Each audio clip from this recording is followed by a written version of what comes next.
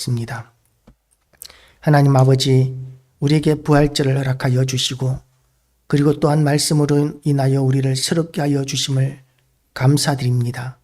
이 시간 우리가 부활의 말씀을 우리가 듣고자 말씀 앞에 섰사오니 하나님 아버지께서 우리에게 은혜와 능력 더하여 주시고 하나님의 크신 영광으로 우리를 덮으셔서 예수 그리스도 부활의 능력을 입은 자로 합당한 거룩한 새로운 피조물로 거듭나는 시간 되게 하여 주시옵소서. 이 시간 온전히 하나님께 영광 돌려드리며 또한 이 부활의 말씀을 들었을 때에 우리가 나아가서 믿지 않는 자들에게 또한 이 마리아와 막달라 마리아가 제자들에게 예수 부활을 전하기 위하여 달려갔던 것과 같이 우리도 복음을 전하는 일에 다시 열심히 생겨나고 불이 붙게 하여 주시고 다시 한 번 더 부흥의 역사가 교회와 이 나라 위에 임하게 하여 주시옵소서. 하나님의 영광을 위하여 또한 하나님의 뜻을 이루어 드리기 위하여 우리가 충성하고 헌신할 때에 하나님께서 우리에게 필요한 은사를 주시고 여건을 허락하여 주시고 또한 우리가 돌보지 못한 우리의 모든 형편들을 감찰하시고 도와주시는 놀라운 역사들을 우리가 경험하게 될 줄로 믿습니다. 우리에게 약속하신 우리가 선포하는 대로 이루어지겠다고 하신 그 말씀들, 우리가 명함의 귀신이 떠나가고 우리가 손을 얹어 기도한 적 병든 자들이 치료되고 낫고 죽은 자가 살아나는 역사가 우리를 통하여 얼마든지 일어날 수 있다는 것을, 얼마든지 또한 일어나고 있다는 사실을 우리 모든 교회와 성도들이 알고 깨닫고 체험하며 아버지여 그 주신 능력으로 하나님의 영광을 드러내고 나타내게 하여 주시옵소서. 이 시간 무익한 종의 입술을 하나님께서 온전히 사용하셔서 하나님의 말씀만 선포할 수 있게 주님께서 간섭하여 주시고 성령의 불로 종의 입술을 태우셔서 입술에서 선포되어지는 말씀으로 우리의 심령에 불이 타오르게 하여 주시옵시고 열심히 불타오르게 하여 주시옵소서. 예수 그리스도 이름으로 기도드리옵나이다. 아멘. 오늘도 예배 오신 우리 모든 성도님들을 사랑하고 환영합니다. 하나님의 은혜가 우리 모두에게 가득하시기를 축원합니다. 이제 부활절입니다. 부활절이면 이제 우리가 부활에 대한 말씀을 듣는데 그런데 이 부활에 대해서 사람들이 믿지 않는 사람들이 굉장히 많이 있습니다. 제가 울산에서 개척교회 할 때 어떤 남자, 연세 많으신 남자 집사님이 그런 질문을 한 적이 있었습니다. 집사 직분은 다른 교회에서 받았었는데 그런데 이제 제대로 된 신앙이 한 번도 들어가지 않은 분이었어요. 그분하고 이렇게 이야기하는 가운데 하시는 말씀이 하나님은 신이니까 자기가 믿겠는데 예수님은 사람인데 어떻게 믿을 수 있겠느냐라고 이렇게 말씀을 하시는 거예요. 그런데 예수님은 사람이실 뿐만 아니라 또한 하나님이십니다. 만약에 예수님이 사람이시기만 하다면 그러면 예수님은 우리의 중보자가 될 수 없습니다. 왜냐하면 예수님이 이제 우리를 중보하기 위하여 하나님 존전에 갔을 때에 하나님의 영광을 견딜 수 있는 사람은 하나도 없기 때문에 예수님도 마찬가지로 그 하나님의 영광의 광채 가운데 소멸되어 버릴 것입니다. 예수님이 만약에 사람이기만 하시다면 말입니다. 그리고 또 어떤 사람은 예수님은 영지주의 쪽에서 그렇게 주장하는 쪽이 있는데요. 예수님은 신이지 영이시지 사람일 수가 없다. 그렇게 이야기를 합니다. 그래서 제자들이 예수님을 사람인 것처럼 그렇게 보였던 것은 예수님이 너무나 전능하시기 때문에 그렇게 보였을 뿐이지 예수님은 육신이 아닌 예수님은 영이시다라고 이렇게 주장하는 사람도 있습니다. 그런데 만약에 예수님이 영이시고 하나님이시기만 하다면 또 우리의 중보자가 되실 수 없습니다. 왜냐하면 하나님과 함께 계실 때는 괜찮은데 예수님이 우리에게 오시면 그러면 우리와 함께 하시면 우리는 예수님의 그 하나님 영광을 견딜 수가 없어서 우리가 다 소멸되어 버립니다. 그래서 예수님이 중보자가 되시기 위해서는 예수님은 사람이셔야 하고 또한 하나님이셔야 합니다. 그래야 우리를 하나님께로 인도하는 중보자가 되실 수 있기 때문입니다. 그런데 많은 이단들이 예수님이 하나님이심을 부인하거나 또는 사람이심을 부인하거나 그렇게 하나님에 대한 잘못된 생각들을 하기도 합니다. 이슬람에서는 신을 알라라고 이렇게 이야기하죠. 알라. 성경 원어에서 신을 엘이라고 그러고 하나님을 이야기할 때는 엘로힘이라고 이렇게 이야기합니다. 히브리어로 말할 때는 엘로힘이라고 이렇게 이야기합니다. 그러니까 전능한 신이라는 의미가 엘로힘이라는 이름에 들어가 있는 것이죠. 그런데 그 알라와 엘로힘이 같은 존재다라고 이렇게 주장하는 사람들이 있습니다. 다릅니다. 왜냐하면 이슬람에서 말하는 알라는 유일신 그리고 비인격적인 신을 의미합니다. 그들이 성경과 비슷한 경전을 가지고 있을지라도 그들은 하나님의 본질에 대해서 제대로 알지 못합니다. 하나님은 인격적인 하나님이시고 삼위일체 되신 하나님이신데, 그런데 이슬람 사람들은 하나님을 그냥 비인격적인 신 그리고 또 우리의 삶 가운데 별로 관여하지 않는 그런 불가지론적인 존재 정도로 알라를 그렇게 여깁니다. 그래서 엘과 알라가 비슷한 발음이라고, 그래서 같은 신이라고 주장하는 사람이 있는데 다른 신입니다. 그리고 예수에 대해서도 이슬람에서는 예수는 선지자라고 이렇게 여기지 사람이라고 하나님이라고 여기지 않습니다. 선지자일 뿐이고, 그리고 마호메트의 하위의 존재로 그렇게 여깁니다. 그러니까 하나님의 아들, 삼위일체 되신 하나님, 천지 만물을 창조하신 예수님으로서의 존재를 인정하지 않습니다. 그렇기 때문에 이슬람은 구원을 받지 못합니다. 왜냐하면 우리와 다른 하나님을 섬기고 있고 우리와 다른 예수님에 대한 개념을 가지고 있기 때문입니다. 그들은 제대로 된 하나님을 섬기는 것이 아니라 다른 하나님을 섬기는 존재들이기 때문에 그들의 깃발을 보면, 이슬람의 깃발을 보면 항상 달 이 그림이 들어가 있습니다. 달 그림은 뭘 의미하느냐 하면 달신을 의미하는 것이죠. 하나님을 믿는다고 하면서 달 그림을 이렇게 이슬람 깃발이 가는 곳마다 그 깃발에 달 그림이 들어가 있는 이유는 이슬람 알라의 기원이 달신에서 나왔기 때문입니다. 그렇게 하나님에 대한 제대로 된 지식을 가지고 있지 않으면 우리는 구원을 받지 못합니다. 그런데 이 안식일이 지나고 이렇게 예수님께서 부활하신 그날, 그 사건에 대해서 사람들이 믿지 않는 것도 또한 당연한 것이죠. 첫째, 상식적인 측면에서 사람이 죽었다가 살아나는 것은 이해할 수 없는 일입니다. 이 예수님께서는 죽은 사람을 여럿 살리셨습니다. 그런데 예수님께서는 살리셨지만, 그러나 예수님이 죽고 나면 예수님을 누가 살려주느냐 하는 문제에 부딪히게 되는 것이죠. 하나님께서 직접 살리셨습니다. 그런데 사람들은 예수님이 죽은 사람 살린 사건은 알지만, 그러나 예수님이 죽었기 때문에 예수님이 살아난다는 사실은 믿을 수 없다라고 전제해버립니다. 그렇게 전제해버리니까 아무리 많은 증거가 나타나도 예수님의 부활하심에 대해서 믿지 않는 것이죠. 신학교에서 이런 질문이 있었습니다. 신학교 교수님이, 설교학 교수님이셨는데, 부활절 우리가 계란을 이렇게 삶아서 나누어 먹는데요. 부활절 계란, 우리는 오늘은 준비를 안 했어요. 그 나누어 먹을 사람도 별로 없고 어중간하고, 그래서 계란은 준비하지 않았지만 성찬식만 이렇게 준비를 했는데요. 준비 안 됐죠, 계란은. 계란은 준비를 안 했는데, 계란을 생계란이라야 그 계란에서 병아리가 나오고, 그리고 또 이렇게 부활의 의미가 있는 거 아니냐, 삶은 계란은 부활의 의미가 없는 거 아니냐라고 이렇게 이야기하시는 거예요. 그러면서 자, 손들으라 그럽니다. 자, 계란이 삶아서 나누어 주는 게 맞다, 손들어 보라 그러고, 또 생계란을 나눠주는 게 맞다라고 이렇게 생각하는 사람 손들어 보라 그랬을 때, 이제 생계란을 나누어 주는 것이 맞다, 그래야 계란에서 병아리가 나와서 부활의 의미가 보여지기 때문이다라고 생각하는 사람들이 전부 다였어요. 저만 빼고. 저 혼자 이제 계란은 삶아서 나눠주는 게 맞다라고 이렇게 하는데 손을 들었습니다. 그랬더니 이제 교수님이 묻는 거예요. 왜 그렇게 생각하냐? 저 혼자였으니까, 거기에 손 들었으니까 저한테 묻는 거죠.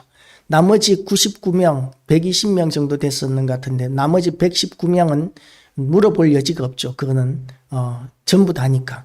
그래서 제가 이렇게 대답했습니다. 계란이 완전히 삶아서 완전히 죽은 것과 같이 완전히 죽어야 부활의 의미가 있습니다. 완전히 죽어야 부활입니다. 라고 이렇게 이야기했더니 칭찬하시더라고요. 그 말이 맞다. 그 말이 맞다. 예수님께서는 완전히 죽으셨습니다. 그래서 예수님께서 완전히 죽으셨기 때문에 부활이 맞는 거죠. 만약에 기절을 했거나 어떤 사람은 예수님이 죽지 않고 기절을 했었기 때문에 기절했다가 무덤 속에 들어가서 서늘한 기운에 이렇게 정신을 차리고 살아나왔다라고 이렇게 주장하는 사람들도 있지만 사실 그 예수님의 죽음은 너무나 명확한 것이 창으로 그 로마 군병이 예수님의 옆구리를 찔렀을 때에 물과 피가 섞여서 나왔었습니다. 그렇게 물과 피가 섞여서 나오는 것은 피가 사람이 죽은 지 오래되면 피가 분리가 되죠.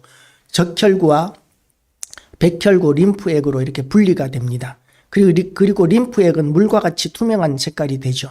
그러니까 창으로 찔렀을 때 예수님이 살아있었다면 피만 나왔을 텐데 그 예수님이 죽은 지가 한참 되셨기 때문에 이 심장에 고여있던 피와 그리고 적혈구, 림프액이 분리가 되어 있는 상태였기 때문에 물과 피가 함께 흘러나오게 된 것입니다. 그것을 18세기까지만 해도 몰랐어요. 예수님이 죽었는데 이렇게 십자가에서 창으로 찔렀더니 물이 왜 나오는지에 대해서 18세기까지만 해도 의학이 그렇게 발달하지 않아서 죽은 사람에게는 피가 그렇게 분리가 된다는 사실을 몰랐기 때문에 사람들이 이 물이 무슨 의미인가 몰랐었습니다. 그런데 이제 과학이 발달하면서 예수님의 물과 피가 흘러나왔다는 것은 죽은 지 한참 되는 것이 명확한 사실이구나 하는 것을 증명해 주는 것이 된 것이죠. 예수님은 너무나 명확하게 죽었고 수많은 사람들이 그렇게 증인이 되었습니다. 그리고 이제 예수님께서 부활하시는 오늘 아침입니다. 부활절 아침, 안식 후 첫날이 주일이 된 것이죠. 안식일은 토요일이었습니다. 사실은. 그런데 예수님께서는 주일날, 안식일날 부활하신 것이 아니라 안식일은 무덤에서 안식하시고 그리고 안식 후 첫날 주일날 부활하신 것이죠. 그래서 교회는 그때부터 이제 안식 후 첫날 모이는 전통이 생기기 시작합니다. 성경에 어디에 주일날 주일 성수하라는 말이 있냐.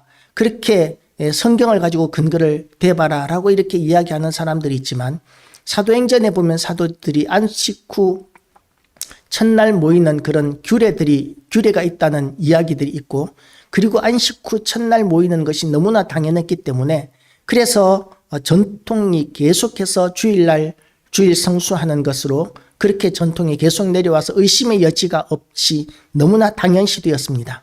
안식일보다 예수님께서 부활하신 주일이 훨씬 큰 날이기 때문에 그렇습니다.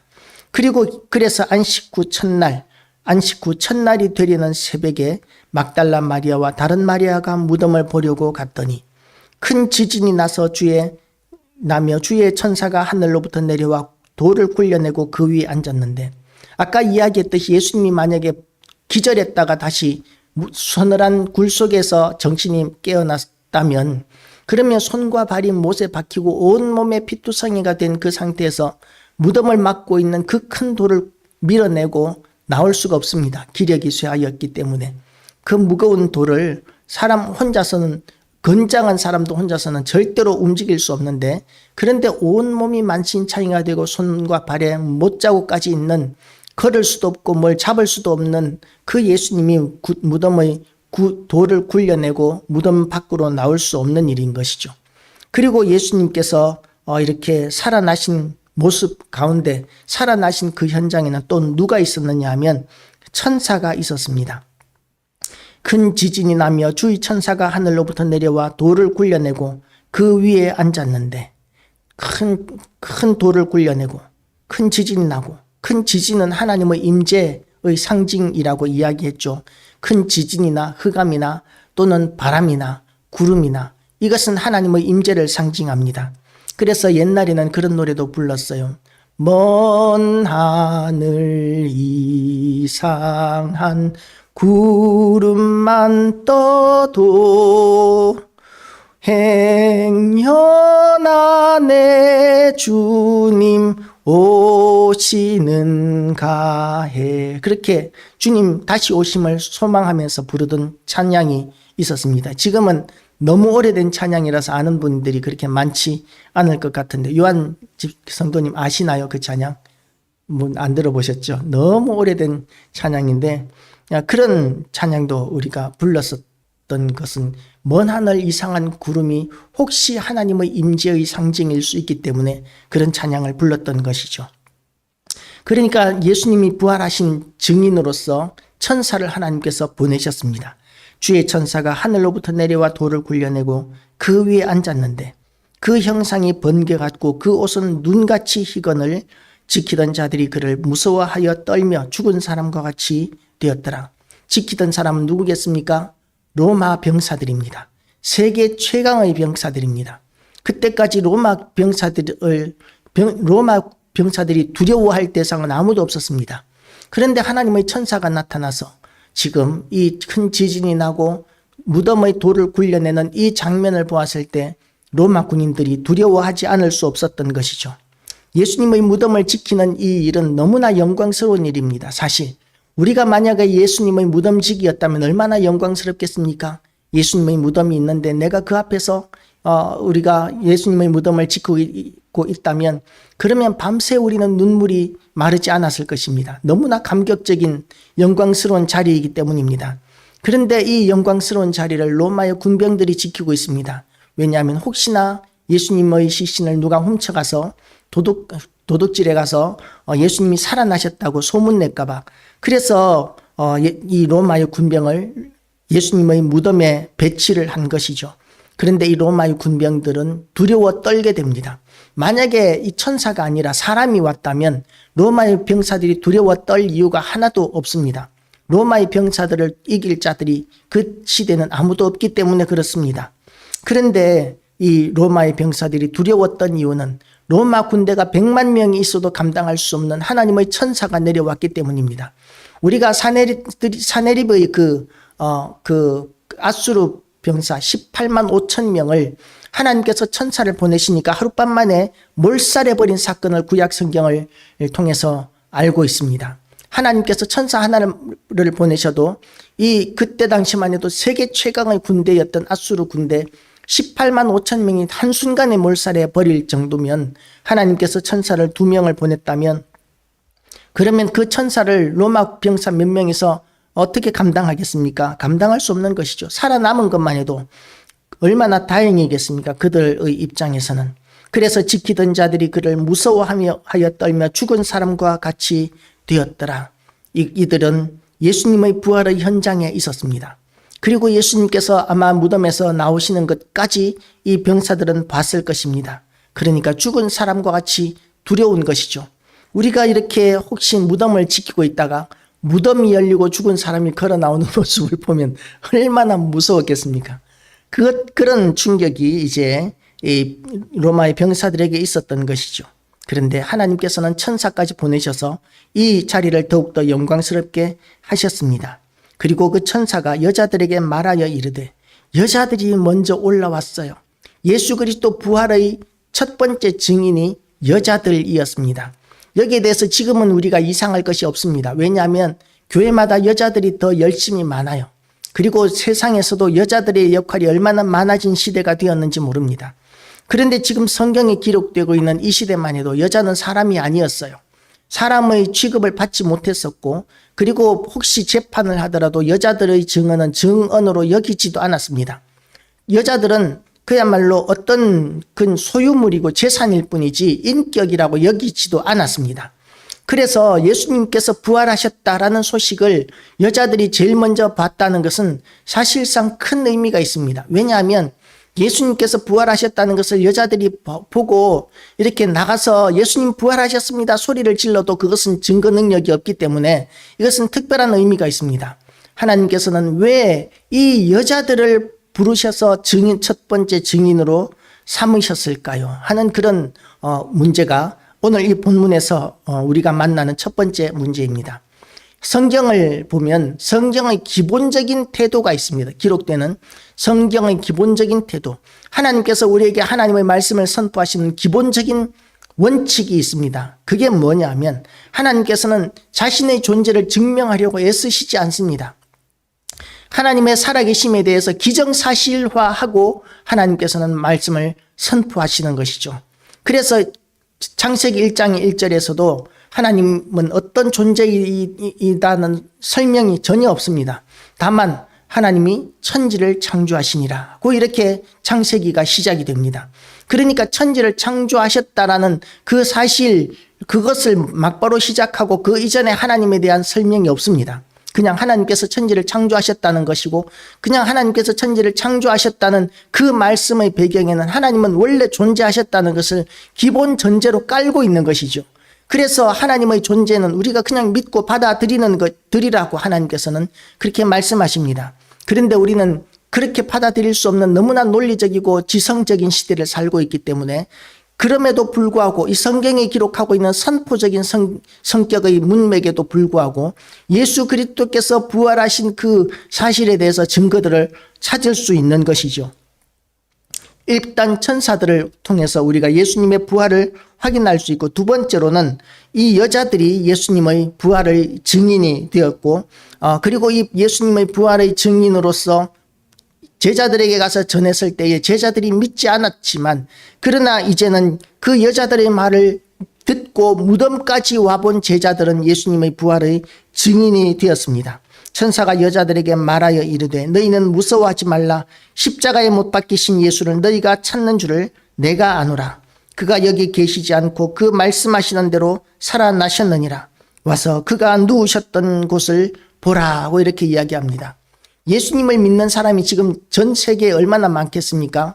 정말 수십억의 인구가 예수님을 믿을 것입니다. 그러면 예수님이 만약에 죽으셨다면 예수님의 무덤은 너무나 이렇게 잘 꾸며지고 관리되고 있었을 것입니다. 지금도 물론 관리는 되고 있지만 그 예수님의 무덤은 열려 있습니다. 그리고 그 무덤 안에는 시신이 없습니다. 왜 예수님의 무덤 안에 시신이 없는 무덤을 지금 관리하고 있을까요? 많은 사람들이 왜 예수님의 빈 무덤을 보고 올까요? 만약에 예수님께서 죽으시고 부활하시지 않았다면, 그러면 예수님 그 무덤 안의 그 시신은 아직까지 보존되어 있어야 합니다. 왜냐하면 수십억의 사람들이 믿고 있는 기독교의 창시자이기 때문에 그렇죠. 그런데 예수님의 빈 무덤을 우리는 자랑합니다. 왜냐하면 그 빈 무덤이 결국은 예수님의 부활의 증거이기 때문입니다. 예수님께서 부활하시지 않았다면 절대로 무덤에 시신이 없을 수가 없는데, 무덤의 시신이 없는 이유는 예수님께서 부활하신 명확한 증거가 되는 것이죠. 그래서 예수님께서 부활하셨다는 사실에 대한 증거는 하나님께서 이렇게 해서 부활한 거야 라고 설명하시는 것이 아니라 그냥 빈 무덤, 예수님께서 살아나셨다는 증거로 하나님께서 남겨놓으신 것은 빈 무덤밖에는 없는 것이죠. 그리고 예수님께서 또한 이렇게 살아나신 증거는 제자들을 만나보시는 일을 통해서 예수님께서 부활하신 증거들을 제자들을 통해서 이렇게 보여주셨습니다.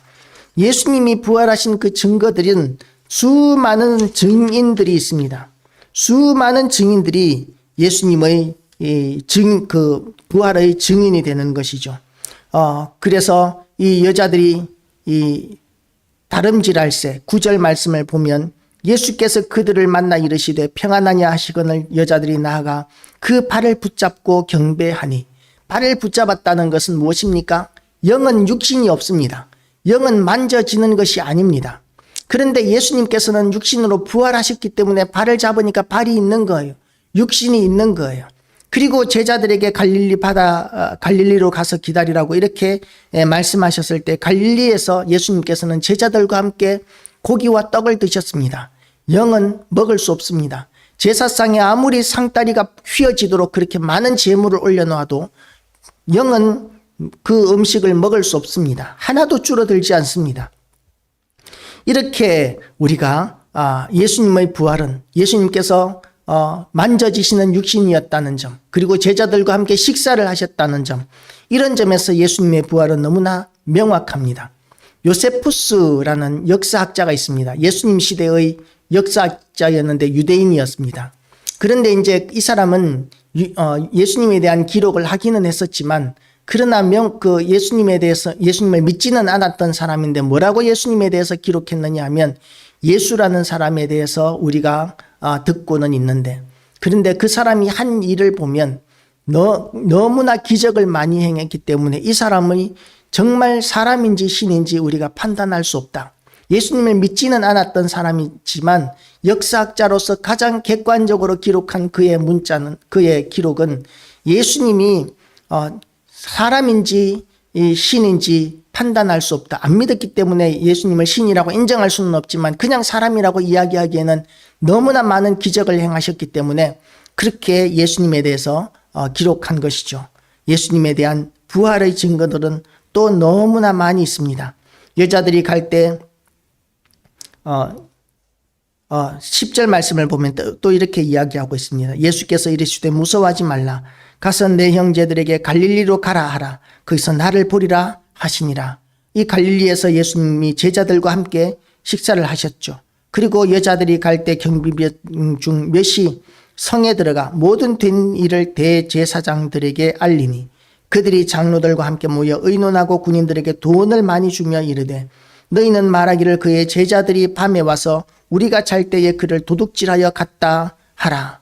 만일 이 말이 총독에게 들리면 우리가 권하여 너희로 근심하지 않게 하리라.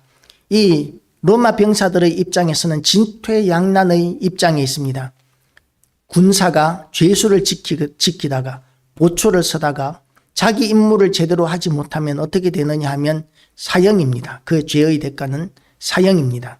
그래서 군대에서도 마찬가지예요. 경계 근무 서는 것이 얼마나 중요한 일인지 경계에 전투에 실패한 병사는 용서할 수 있어도 경계에 실패한 용사는 용서할 수 없다라는 것이 군대의 격언입니다. 군대 갔다 온 사람들은 다 알죠.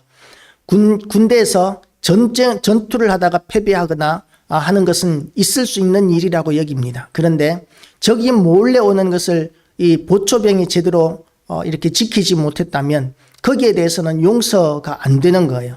그런데 로마 병사들도 마찬가지입니다. 혹시 죄수를 지키다가 죄수가 도망을 하거나 또는 무덤을 지키는데 무덤이 훼손이 되거나 어떤 보초를 세워놨는데 적군이 오는 것을 제대로 감지하지 못하거나 이러면 로마 병사들은 사형입니다. 그냥 죽습니다.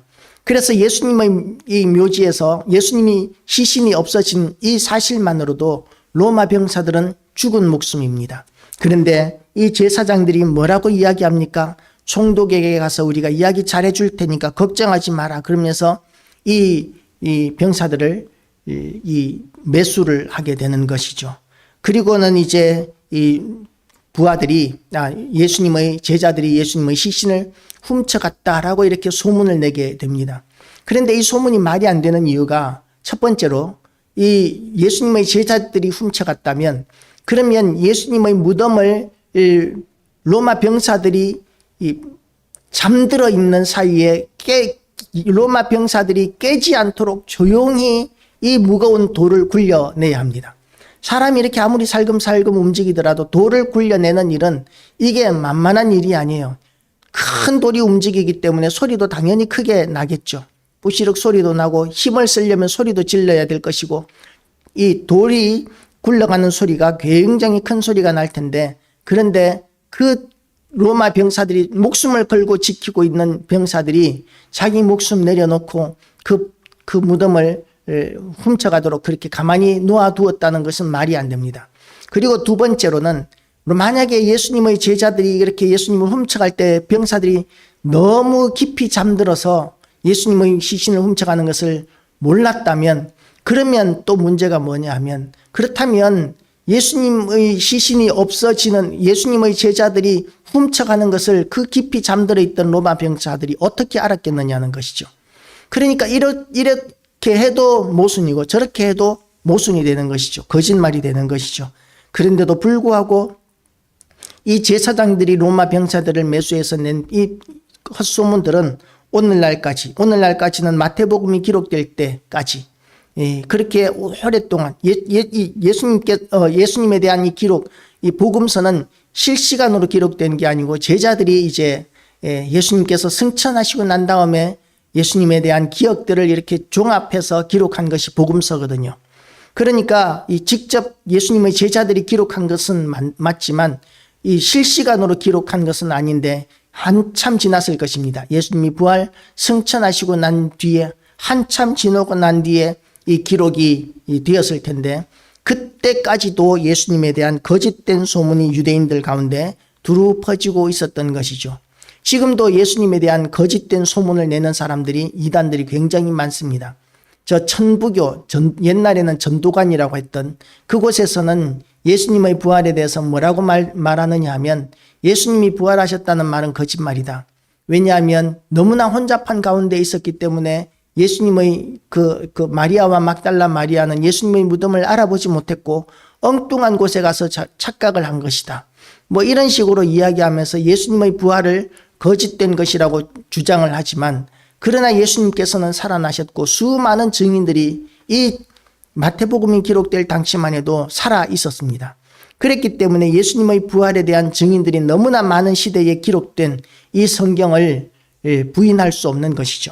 그렇게 예수님께서는 우리를 위해서 십자가에 못 박혀 죽으시고 그리고 부활하심으로 말미암아서 어떤 결과가 생겼느냐 하면 누구든지 예수님을 믿기만 하면 그러면 구원을 얻고 생명을 얻고 천국에 들어가게 되는 놀라운 승리를 우리에게 약속하셨습니다. 우리는 예수 그리스도를 믿기만 하면 구속과 죄사함을 얻습니다. 어떤 사람들은 예수님을 믿든 안 믿든 예수님께서 십자가를 지고 죽으시고 부활하셨기 때문에 모든 사람들이 구원 얻는다고 생각하지만 그것은 성경의 기록과는 완전히 다릅니다. 누구든지 저를 믿는 자마다 멸망치 않고 영생을 얻게 하시는 것, 믿는 자만이 하나님께서 구원을 얻게 하시도록 그렇게 작정을 하셨어요. 예수님께서 믿는 자에게만 그렇게 대속의 은혜를 허락하셨습니다. 믿지 않는 것, 하나님의 은혜를 믿지 않는 것, 예수 그리스도 부활을 믿지 않는 그 자체가 하나님께 대한 신성 모독이 되는데 어떻게 그런 사람들까지 하나님께서 용서하시겠습니까? 하나님께서는 그것까지도 그렇게 믿지 않는 자들에게 대해서는 하나님께서는 결코 용서하지 않으신다고 성경은 끊임없이 기록하고 있습니다. 천하 인간의 구원 얻을 만한 다른 이름을 우리에게 주신 일이 없느니라 하고 이렇게 사도행전에서는 기록하고 있습니다. 우리는 이렇게 예수 그리스도로 말미암아 구속과 죄사함을 얻게 되었는데 그 공로가 예수님을 믿었기 때문이고 그리고 예수님을 믿는다는 그 자체도 에베소서 2장 8절 9절 말씀을 보면 하나님의 은혜로 말미암아 믿게 되었다고 이렇게 이야기합니다. 그래서 전적으로 우리가 하나님의 은혜로 구속을 받게 된 것이죠. 이렇게 이야기하면 왜 우리만 구원하고 왜 아직까지도 예수님을 믿지 않는 사람들에게는 하나님께서 그들에게 믿도록 하지 않으셨습니까? 라고 이렇게 이야기하지만 그것은 잘못된 생각이죠.